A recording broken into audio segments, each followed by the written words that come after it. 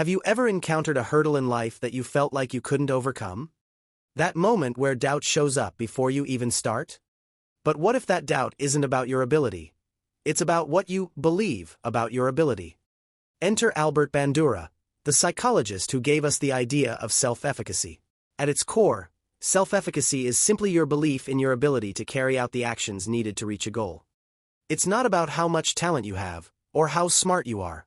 It's about whether you believe you can apply your skills in a way that works. Why does that matter? Because self-efficacy strongly influences whether you'll try something, or whether you'll bail out before you begin. People with strong self-efficacy tend to embrace tough tasks as challenges rather than threats, persevere through setbacks, and see failure as a signal to change strategy, not as a sign that they're worthless.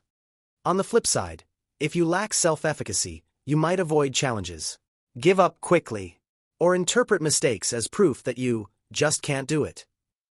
We look at people like Nelson Mandela and Dolly Parton and assume they're fearless heroes. But think about the challenges they faced. Mandela endured decades of oppression and 27 years in prison. Despite this, upon his release, he helped end apartheid and became the first black president in South Africa, donating a third of his salary to efforts that would improve the lives of children in Africa. Dolly Parton grew up in extreme poverty and was repeatedly rejected and criticized for the way she presented herself. Today she is widely considered the most successful country singer of all time, is a prolific songwriter, actress, businesswoman, and philanthropist. Despite hardship and poor odds, what convinced people like them, and so many others, that they could do the impossible? And why do we struggle to think the same about ourselves? So how do you build this "I can" mindset? Bandura identified 4 major sources of self-efficacy, and you can start leveraging them today. The first is mastery experiences, where you do something, succeed, and prove to yourself you can do it, then repeat. Even small wins count. So, what are some examples of this? If you're procrastinating on a big project, set a micro-task like outline the first 3 bullet points. Finish it, then move to the next task. If workouts intimidate you, commit to 5 minutes instead of an hour. Complete it and count it as a win. If you want to learn a skill, like editing or coding, follow a 10-minute tutorial and produce one tiny output. The point is, create a streak of small wins so your brain has evidence you're capable. The second source of self-efficacy is vicarious experiences. This is where you watch someone similar to you succeed. Their success becomes a mental template. If they can do it, maybe I can too. This process allows you to borrow someone else's win.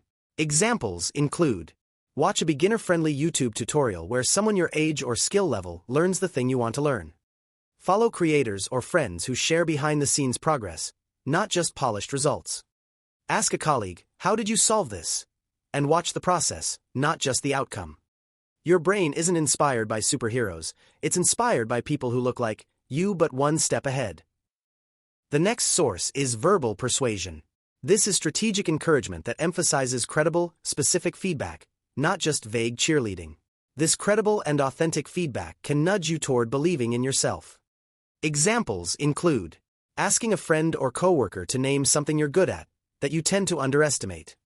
Before a challenging task, have someone remind you of a time you've pulled off something similar before. Use self-talk of the same tone. I've solved tougher problems than this. You're not looking for hype, you're looking for receipts, tangible evidence of your capability. The last source of self-efficacy is emotional and physiological states. This is how you interpret feelings like stress or excitement. How you interpret these feelings matters. Is that nervousness a sign you're doomed, or just your body getting ready? Your body's reactions influence your belief. Therefore, you have to learn how to reframe stress signals from bad data points to confidence-building data points. Examples include: before a nerve-wracking meeting, take 20 seconds to label what you feel.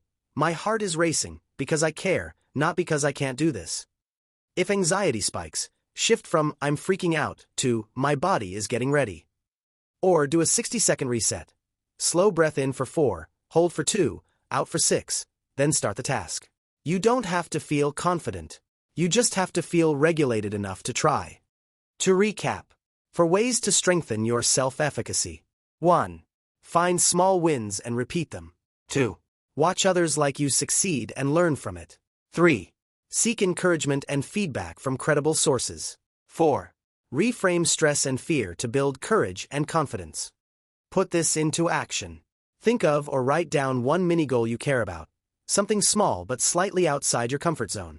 Then, commit to finishing it by day's end. After you complete it, pause. Celebrate the win. Recognize, I did that. I'm capable. That tiny step might feel minor, but it's a powerful building block. Small consistent wins stack up. If this idea resonates, like, subscribe, and share as we explore more theories and ideas that help us all ascend together.